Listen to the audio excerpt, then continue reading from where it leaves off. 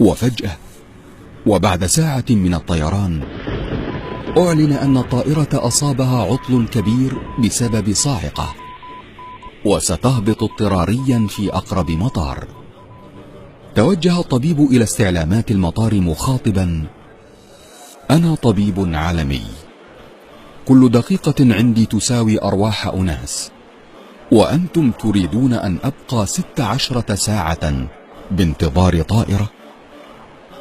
أجابه الموظف: إذا كنت يا سيدي على عجلة يمكنك استئجار سيارة، فرحلتك لا تبعد عن هنا سوى 3 ساعات بالسيارة.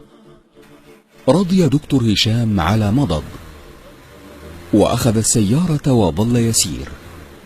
وفجأة تغير الجو، وبدأ المطر يهطل مدرارا، وأصبح من العسير أن يرى أي شيء أمامه، وظل يسير. وبعد ساعتين أيقن أنه قد ضل طريقه وأحس بالتعب. رأى أمامه بيتا صغيرا، فتوقف عنده وطرق الباب، فسمع صوت امرأة كبيرة تقول: تفضل بالدخول كائنا من كنت. فالباب مفتوح. دخل وطلب من العجوز المقعدة أن يستعمل هاتفها. ضحكت العجوز وقالت: أي هاتف يا ولدي؟ ألا ترى أين أنت؟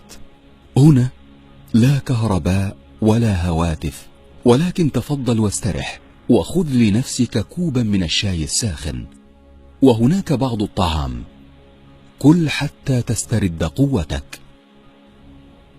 شكر دكتور هشام المرأة، وأخذ يأكل بينما كانت العجوز تصلي وتدعو.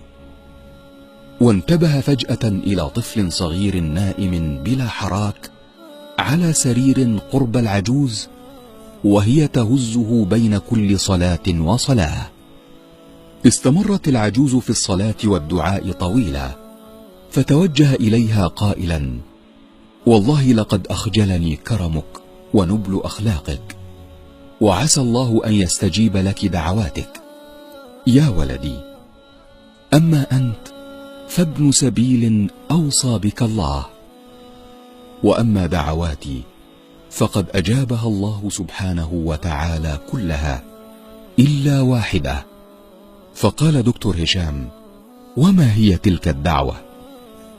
قالت: هذا الطفل الذي تراه حفيدي، يتيم الأبوين، أصابه مرض عضال عجز عنه كل الأطباء عندنا، وقيل لي إن جراحا كبيرا قادر على علاجه يقال له دكتور هشام، ولكنه يعيش بعيدا عن هنا، ولا طاقة لي بأخذ هذا الطفل إلى هناك، وأخشى أن يشقى هذا المسكين، فدعوت الله أن يسهل أمري.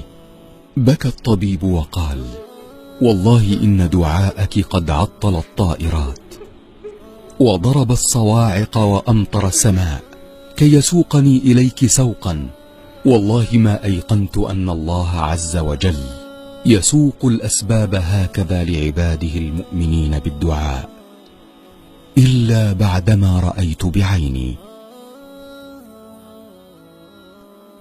حينما تنقطع الأسباب لا يبقى إلا اللجوء إلى خالق الأرض والسماء.